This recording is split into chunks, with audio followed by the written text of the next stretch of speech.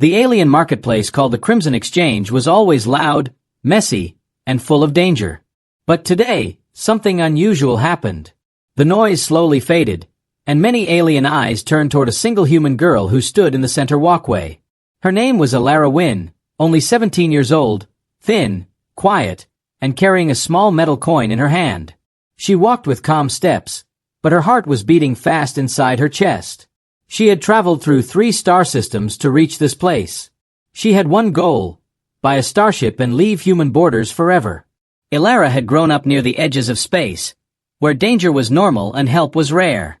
Her father had been a pilot, a brave explorer, until he disappeared on a secret mission when she was only 10. Before leaving, he gave her just one thing: a strange metal coin with unfamiliar symbols. He said, "If you ever need to escape, use this." For years she kept it safe. Today she needed it. She reached the largest trade circle in the marketplace. A huge alien stood there, wearing heavy armor made of red and black metal. His name was VA Kor, a captain of the warlike Gorthon species. Gorthons were feared across the galaxy for one reason: they never forgave insults and never lost fights. Alara stopped in front of him. "I want to buy a small starship," she said in a steady voice. The aliens around them laughed. A teenage human girl wanting to buy a ship from a Gorthon? Impossible. Gorthons did not like humans, and they liked bargains even less. Vikor stared at her with his yellow eyes. "Human, what can you offer?" Alara slowly placed the metal coin on the trade table. The moment it touched the surface, the marketplace fell dead silent. The laughter stopped. The traders stepped back. A few aliens gasped. Even VA Kor's eyes widened. Alara blinked, confused. "Is something wrong?" VA Kor leaned forward. His voice was deep and cold. "Do you know what this is?" "It's just a coin," she said. "My father gave it to me." Vikor shook his head slowly. "This is not money." Whispers rose across the hall. "It is a challenge token." A human brought a Gorthon challenge coin?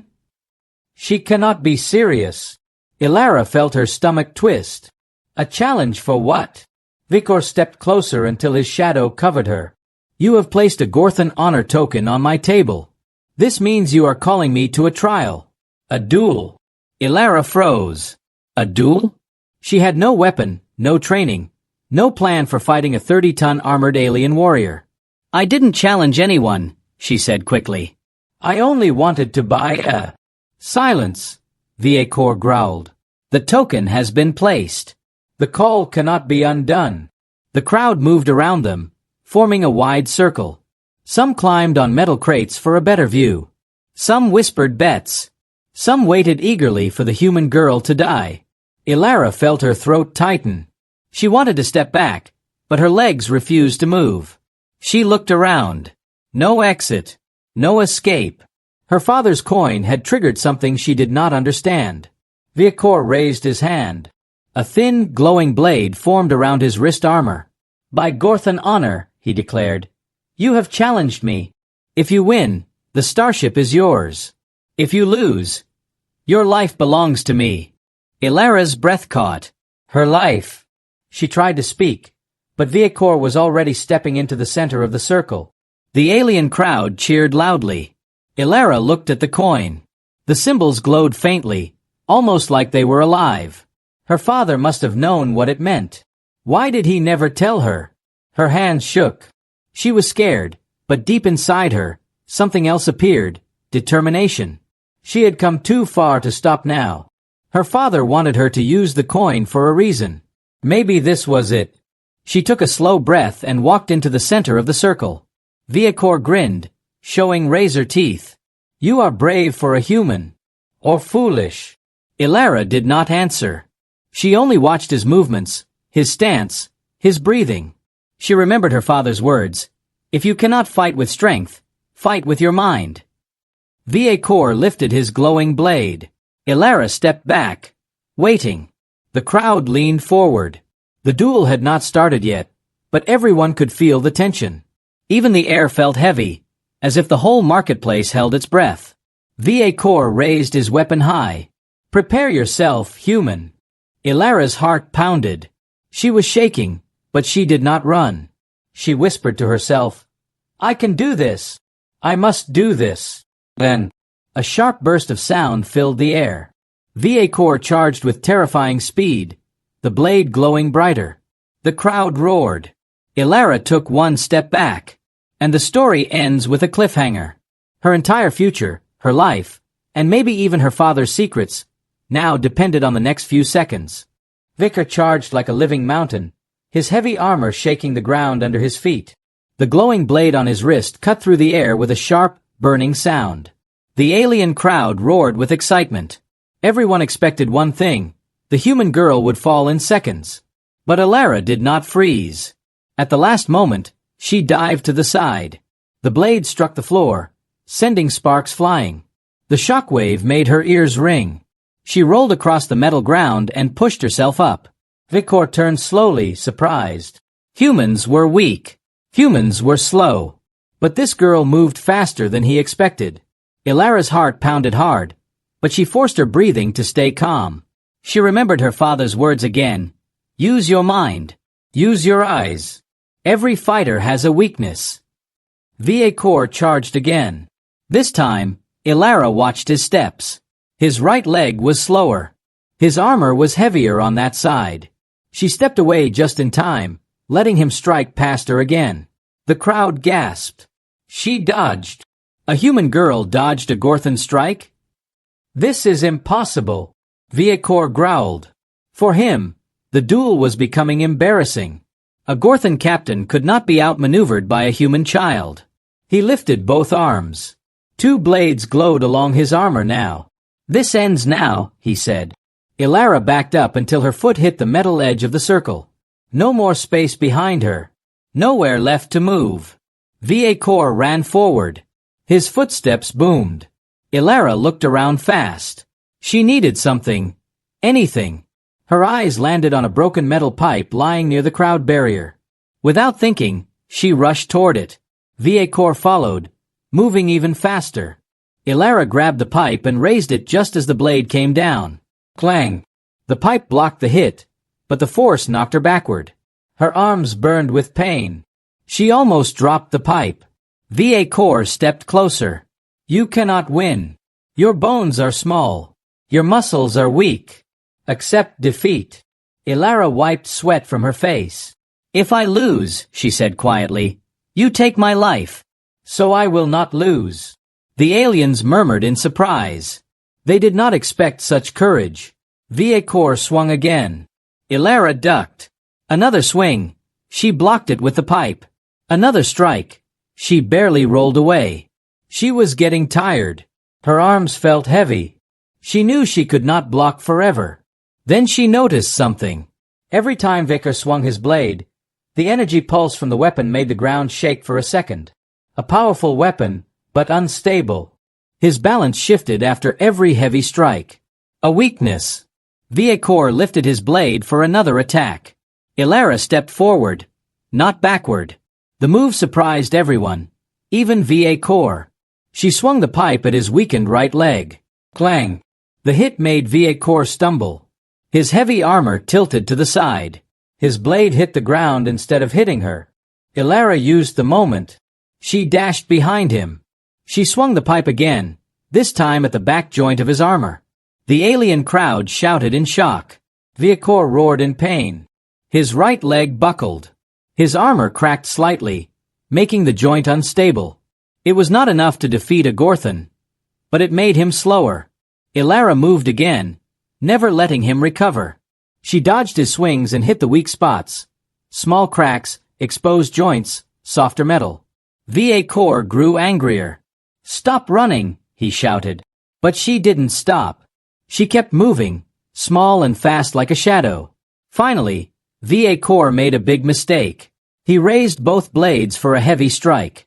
It would have crushed her if it hit. But both his feet were off balance. Elara slid under his arms and kicked hard at his injured leg.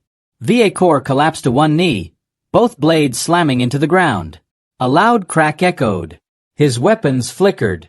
His armor locked up. His helmet hit the floor. The huge warrior froze, defeated.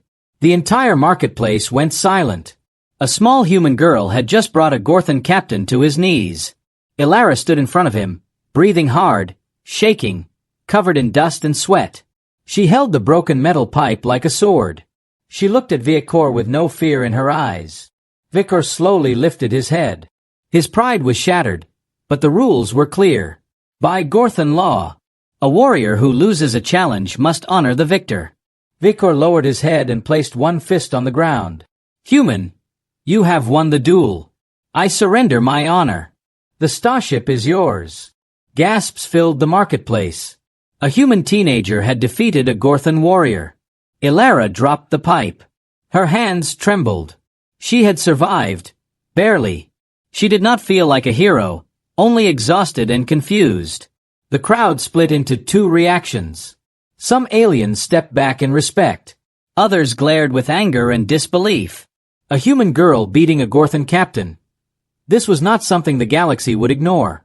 Ilara looked at the coin again, the strange symbols glowing softly. Her father left her something powerful. Something dangerous. She whispered. What have you done, Dad? Viacor rose slowly. Come, he said. Your ship awaits. But know this. Many will not accept what happened today. You have awakened old fires. Ilara followed him, unaware that her victory had just changed the balance of power in the galaxy. Ilara followed Viacor through the dark metal corridors behind the marketplace. The crowd stayed far away from them. Some aliens looked at Ilara with fear. Others looked at her with hate.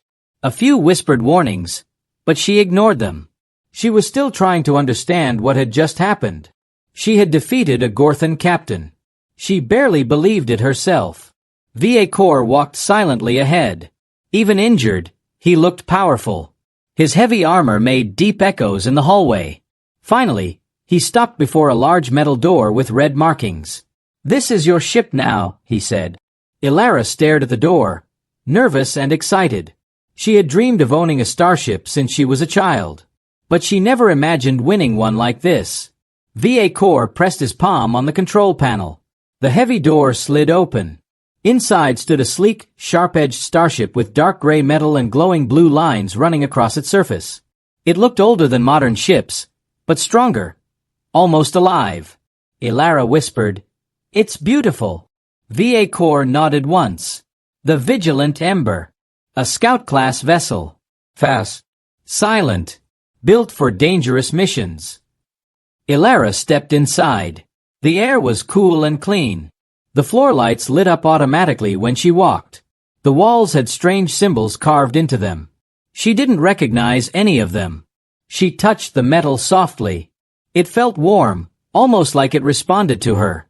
Suddenly, a calm voice echoed through the ship.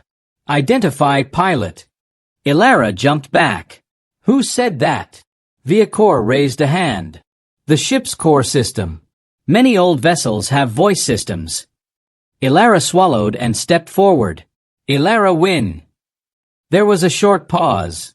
Then the voice replied. Identity matched. Daughter of the Challenger. Ilara froze. Daughter of the what? Viacor looked at her sharply. Why did it call you that? I don't know, she said. My father gave me that coin. That's all I know. The ship doors shut behind them. Lights slowly brightened inside, revealing the main control chamber. There were 3 seats, glowing screens, and a crystal-like core at the center. Ilara walked toward the control panel. The symbols on the screens rearranged themselves into simple English. Welcome, Ilara Wynn, the voice said again. This ship recognizes your bloodline. Viacor stepped closer. Your father. He was important to my people. Ilara turned. My father? He was just a pilot. Viacor shook his head. No, he was more. The coin you used is not for common warriors. Only high-ranking challengers carry such a token. Ilara stared at him. Why would he have that? He never told me anything. Before Viacor could answer, the ship lights turned red. A warning sounded. Alert! Unknown ships approaching. Hostile signatures detected. Ilara's heart skipped a beat. What? Who? The screen showed 3 pirate ships outside the marketplace, moving fast toward the hangar. Viacor growled. Word spread quickly. Some aliens believe defeating me dishonored the Gorthan name. They want revenge. Ilara's breath tightened. So they're coming for me? For both of us, Viacor said. The ship voice spoke again. Pilot must take command. Enemy ships closing. Ilara ran to the pilot chair. I don't know how to fly this. Viacor stepped beside her. The ship will help you. Sit. She sat, gripping the controls. Her hands shook. The screens lit up brighter. Pilot neural sync beginning. Do not resist. Ilara felt a soft vibration through the seat. A strange warm sensation spread through her fingers, like the ship was learning her movements. The controls adjusted to her hands. She didn't understand how, but it felt natural. The hangar door began to close automatically. Viacor shouted, Launch now. Ilara pushed the main throttle forward. The ship roared to life. The engines glowed blue. The entire vessel lifted smoothly into the air. Hold on, she yelled. The vigilant Ember shot forward just as the hangar doors slammed shut behind them. Outside, the pirate ships locked weapons. They're firing, Viacor warned. Ilara saw bright red beams racing toward her. She jerked the controls to the left. The Ember twisted sharply, almost like it expected her move. The beams missed. Shields at 60%, the ship reported. Ilara gasped. We have shields. Viacor smirked. Better than shields. This ship is special. Ilara took a deep breath. Okay, let's try something. She pushed the throttle again, and the ship shot upward. The pirates chased them. Viacor pointed at the screen. Use the forward boosters. That lever. Ilara pulled it. A burst of blue energy exploded from the engines. The Ember sped forward so fast it felt like the stars stretched around them. The pirates vanished behind them. After a few moments, silence filled the cabin. The warning lights turned off. Threat escaped, the ship voice announced. Ilara slumped back in her seat. Her whole body trembled. We actually did it, she said. Viacor crossed his arms. You fly well for someone with no training. Ilara laughed weakly. I don't know how. The ship. It feels like it's guiding me. Viacor's eyes narrowed. Old Gorthan vessels respond to bloodline. Your father had a connection to us. I do not know how, but I will find out. Ilara stared at the glowing crystal in the center of the ship. Father, what were you hiding? The ship voice spoke again. Pilot Ilara Wynn. A message has been stored for you. From your father. Ilara's breath caught. A message? Yes. Would you like to open it? Ilara glanced at Viacor. He nodded slowly. Whatever he left for you, it will tell us why the galaxy is changing around you. Ilara whispered, Open it, and the ship began to play the message. The lights inside the vigilant Ember dimmed as the message loaded. Ilara sat straight, her hands tight on the armrests. Viacor stood behind her, silent, watching her carefully. A soft glow formed in the air. Then a figure appeared. A hologram. Her father. Ilara's breath caught in her throat. He looked exactly as she remembered. Tired eyes, rough beard, and that small smile he always gave her. Ilara, the hologram said, if you're watching this, I am gone. Ilara swallowed hard. I'm sorry, her father continued. I wanted to come back. I tried. But the galaxy, it is changing. And you must know the truth. The image flickered, but the voice stayed steady. I was not just a pilot. I worked with the Gorthans long ago. I earned their honor token after saving one of their high commanders. That coin I gave you, it holds great power and great danger. Ilara felt her heart twist. Why didn't you tell me? She whispered. Her father's hologram looked directly at her, as if he could hear her. I didn't tell you, because if the galaxy learned who you are, you would be hunted. Viacor straightened. Hunted? By who? Her father continued. A powerful group is rising. They want control of all star systems. They search for the Starheart core, a device from ancient times. I hid it. I failed to destroy it. Ilara's eyes widened. Her father leaned closer in the message. Ilara, they will come for you. The token connects you to the Gorthons. And that ship you stand in, it carries the last clue to where I hid the core. The hologram flickered a final time. Ilara, be brave. Trust no one except those who earn your honor. And remember, you are stronger than you think. The message faded away. Ilara sat still, staring at the empty air. She felt like something heavy pressed on her chest. Her father had carried a secret life. He had hidden something the galaxy wanted, something dangerous enough to kill for. Vikor broke the silence. Your father saved my commander. He earned a place of respect among us. But I did not know he had a child. Ilara looked up at him. The message said they will hunt me. Why me? I'm nobody. Vikor's voice was deep and steady. You defeated me in honorable combat. You carry a Gorthon challenge token. You fly a respected vessel. You are not nobody anymore. Your actions already echo across space. Ilara shook her head. I didn't want any of this. I only wanted a ship to leave human space. Vikor stepped closer. Honor chooses us, not the other way around. Before Ilara could respond, the ship alarm sounded again. Warning! Hostile tracking signal detected. Ilara jumped to her feet. Are they already following us? Vikor checked the screen. His eyes narrowed. It is not pirates this time. It is the Gorthon High Hunters. Ilara's face turned pale. Hunters? What do they want? To punish me, Vikor said calmly. A captain cannot lose a duel to a human without consequence. Some believe only your death can restore honor. Ilara stared at him, shocked. They want to kill me? Yes, he said. But they will fail. Why? Vikor knelt down on one knee, the highest sign of loyalty in Gorthon culture. Because I lost to you. And by our law, he said slowly, I must protect you. Your life is now tied to my honor. Ilara stepped back. She had never seen a Gorthon kneel before anyone, let alone a human girl. Stand up, she whispered, uncomfortable. You don't need to do that. I must, Vikor said, until my debt is paid. The ship lights flickered. The tracking signal grew stronger. Enemy vessels were closing in. Ilara took a deep breath. We can't stay here. We need to move. Or stood. Where? Ilara looked at the glowing crystal in the center of the ship.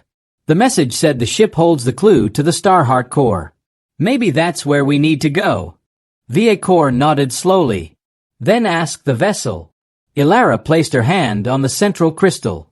Ship, show me the last coordinates my father left. The crystal glowed bright blue. The screens lit up. Coordinates found, the ship replied. Destination, Storm Nebula. Ilara frowned. Storm Nebula? Isn't that the place ships avoid? Yes, Vikor said. It is full of lightning clouds, gravity storms, and creatures that hunt energy. Only fools fly there. Ilara lifted her chin. My father left the clue there. So we're going. Vikor gave a short, deep laugh. You are braver than most humans. Ilara sat down in the pilot chair. Hold on. This might be a rough flight. Vikor strapped himself to the co-pilot seat. The ship engine roared. The hunters closed in. Ilara pushed the throttle forward. The vigilant Ember jumped into hyperspace, streaking into the stars, leaving behind a galaxy that had suddenly become dangerous. Ilara stared at the swirling lights outside the window. She didn't know what waited in the Storm Nebula. But she knew one thing. Her father's secrets were only beginning. The next morning, Earth woke with a strange mix of fear and hope. Some believed the bargain was a trick. Others believed it was the only chance to survive. But no one knew the truth. Not yet. Miles sat alone inside the command bunker. The lights were dim, the screens glowing like eyes watching him. He had spent the entire night replaying the alien leader's words in his mind. Your species can survive, but only if you accept the real cost. Those words felt heavier now. Miles stared at the alien core device sitting on the table in front of him. It looked small enough to fit into one hand, yet it hummed with energy that seemed far older than stars. His team did not know he had taken it from the alien flagship. He did not tell them for a reason. Because the core was not just a gift. It was a key. A key to something the aliens feared. As he studied the device, the alien hologram suddenly appeared again. Without any warning, without any signal. Its silver eyes glowed brighter than before. "You have touched the core," the alien said. "That was not part of the agreement." Miles stepped forward. "Why give it to me if I wasn't supposed to use it?" "We gave nothing," the alien replied coldly. "You stole it." Miles did not deny it. "I want the truth," he said. "Why did you come to Earth? Why now? And why me?" For a moment, the alien said nothing. It looked almost uneasy. Finally, it answered. "We did not come to destroy your world," the alien said. "We came to prevent another from destroying it." Miles froze. "What do you mean, another?" he asked. "There is a force," the alien continued, "older than our empires, older than your sun. It moves from star to star, devouring planets with thinking life. We detected its approach toward this region of space." "And you think Earth is next?" "We know it is," the alien said. Miles's heart thumped. "Then why threaten us? Why demand surrender?" The alien's voice became softer, almost regretful. "Because your world is the last barrier," it said. "If your species rises in power too quickly, the ancient force will awaken sooner. Our threat was meant to slow you down, not destroy you." Miles could barely breathe. "So your attack was a warning?" "Yes." "Then what is the bargain's true cost?" The alien looked down, as if ashamed. "You must limit your progress," it said. "Hide your growth. Silence your signals. Reduce your expanse into space. If you appear too strong, the ancient force will choose your world as its next feast." Miles felt the weight of every word. Earth had always fought to rise, to explore, to build, to advance. Now they were being told to shrink, to hide, to pretend they were weak. He shook his head. "Humans don't survive by hiding." "You will not survive by being seen," the alien warned. Miles stepped closer. "If this force is so dangerous, why don't you stop it?" The alien's eyes dimmed. "We tried," it whispered. "We failed." Miles understood then. This enemy was beyond any war Earth had ever imagined. And the aliens were afraid of it. Terrified. But fear was not something Miles accepted. He lifted the core device. "What is this?" he asked. The alien's expression changed instantly, from calm to panic. "Put it down," it said. "You do not understand what you carry." "That's why you want it back," Miles said quietly. "Because this is not just a key. It is a weapon." The alien hissed. "A weapon that will draw the ancient force here faster." Miles held his ground. "Maybe. Or maybe it's the only thing that can stop it." For the first time since their arrival, the alien leader was silent. Truly silent. Miles felt something shift inside him. A realization. A decision. "I'm not hiding Earth," he said. "If something is coming for us, we fight." The alien whispered, almost like a plea. "You do not know what waits in the dark." Miles looked straight into its glowing eyes. "Then we'll be the light." The hologram flickered violently and vanished. The bunker fell silent again. Miles knew what would happen next. The aliens would return, angry, afraid, desperate to take back the core. And the ancient force. It was already coming. But Miles felt no fear now. For the first time, Earth had a real weapon. A real chance. And the war that was hidden from humanity was about to begin. The world believed the alien threat was over. The skies were clear. The alien ships were gone. But deep underground, inside the hidden command bunker, Miles knew the truth. The real enemy had not arrived yet. He stood in front of a giant screen showing the dark side of the solar system. At first, nothing looked unusual. Just empty space. But the long-range sensors were picking up something. Something without form, without shape, without light. A moving shadow in space. Something that did not reflect stars. It consumed them. Miles zoomed the image. The shadow grew larger, stretching like smoke across the darkness. The general standing beside him swallowed hard. What is that? A ship? No, Miles said quietly. Ships have structure. This has no edges.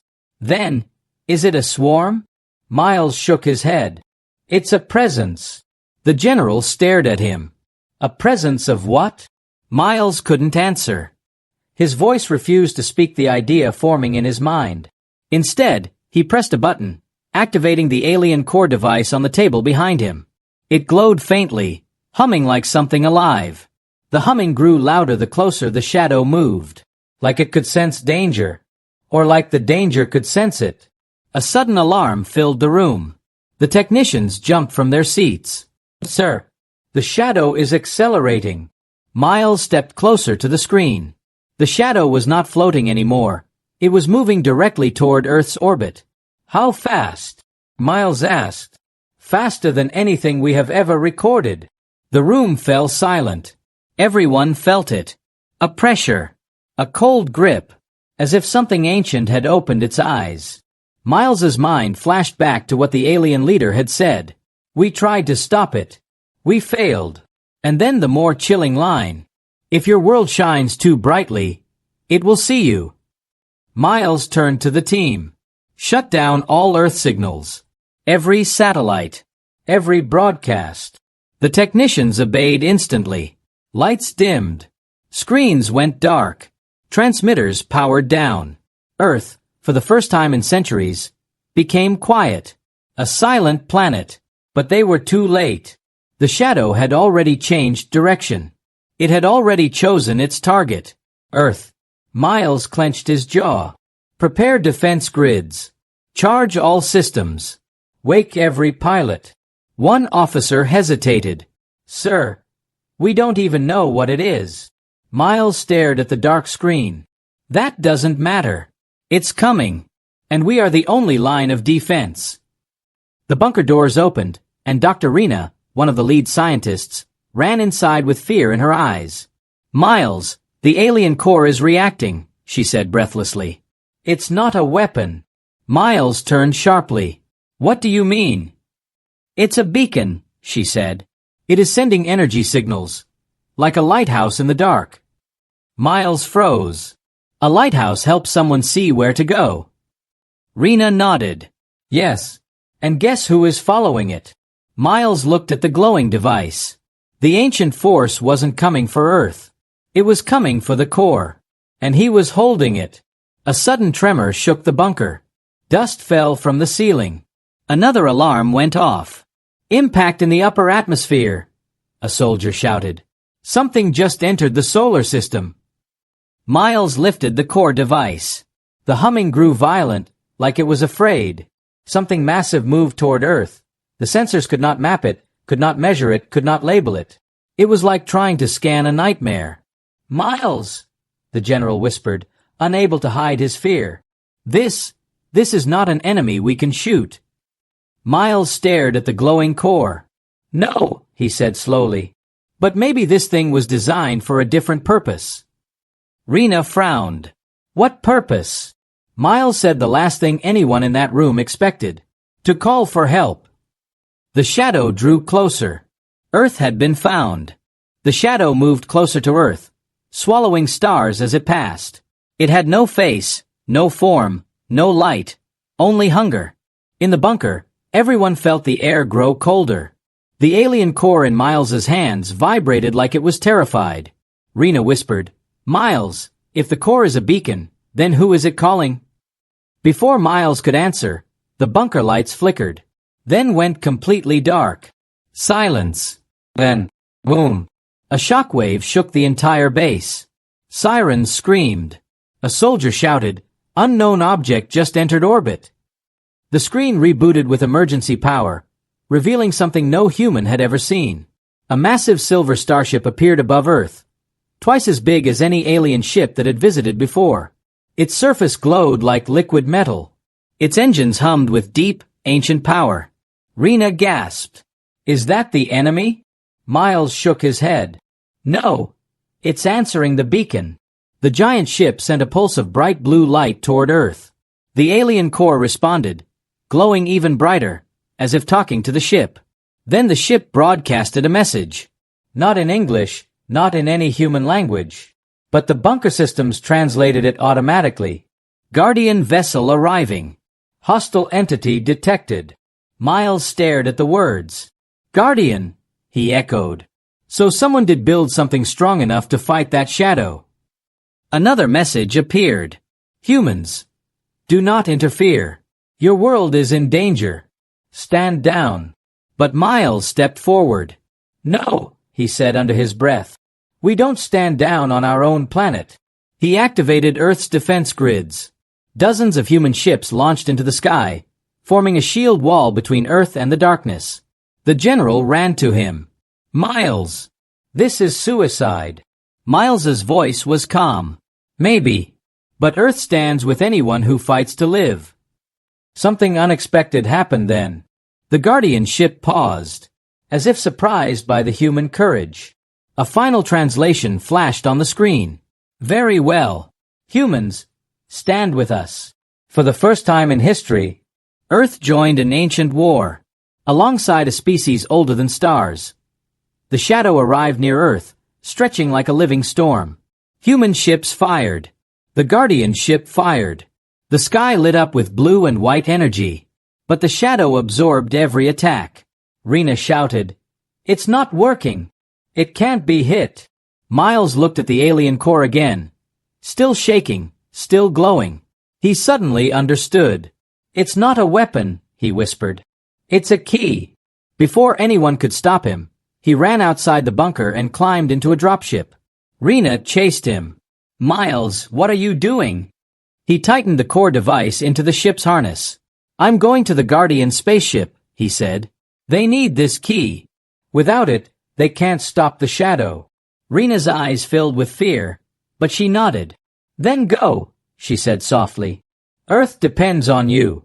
The dropship blasted upward. Miles sped through the clouds, heading straight for the massive Guardian vessel. As he approached, a gate opened in the ship's hull, almost like it recognized the core in his hands. He landed inside. The interior looked like a living machine, walls breathing with energy. An alien figure appeared. Oh, silver skin, eyes glowing with ancient wisdom. Miles Gray, it said. You carry the heart beacon. Give it to us. Miles held it out. Can you stop that shadow? The alien nodded slowly. We can seal it away. But only once. And only with your help. Miles swallowed. What must I do? The alien raised its hand, and a glowing console appeared. You will activate the beacon. Your life force will power it. You may not survive. Miles didn't hesitate. For Earth, he said simply. He placed his hand on the console. The core awakened, brighter than a star, louder than thunder, hotter than fire. Energy flowed through the Guardian ship. The vessel unleashed a beam so powerful it shook space itself. The shadow screamed. Not in sound, but in the vibration of reality. A crack opened around it. A tear in the universe. The shadow was dragged inside. The tear closed. Silence. The battle was over. Earth celebrated. Human ships returned home. The Guardian vessel drifted like a silent sentinel. Miles woke up in a medical chamber aboard the Guardian ship. The silver alien stood beside him. You survived, it said softly. Few could. Miles sat up, weak but alive. Is Earth safe? For now, the alien answered. But the universe is wider than you think. Miles smiled faintly. Then I guess we have more work to do. The alien bowed. Welcome, Miles Gray, to the Defenders of the Stars.